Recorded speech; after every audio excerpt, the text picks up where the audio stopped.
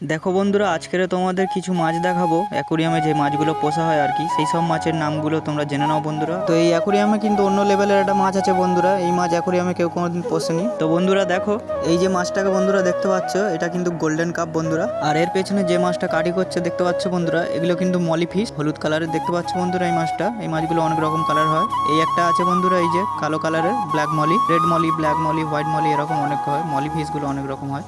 আরও একটা মাছ দেখো বন্ধুরা, এই মাছটাকে তো সব জায়গাতেই দেখেছো, বেশিরভাগ জায়গাতেই থাকে এই মাছটা। আর এই মাছটার নাম হলো গোল্ড ফিশ। এগুলো কিন্তু লেজের রাজা বলতে গেলে, এদের লেজ কম করে 3-4টে পাখনা হয়। আর বন্ধুরা এটা হলো লেটেস্ট সেই মাছটা যেটা আমি পুষেছি। এটা দেশি ফিশ কিন্তু বন্ধুরা, তোমরা কিনতে পারছো বন্ধুরা, ভালো করে দেখো। আরও একটি আছে ওর পাশে, ও সেইটাকে বার করে নিয়ে আসছে দেখো বন্ধুরা। তো একসাথে দুটো রেখেছি এই মাছ। আর বন্ধুরা বলে দিচ্ছি, এটা কিন্তু শিং মাছ বন্ধুরা রেখেছি।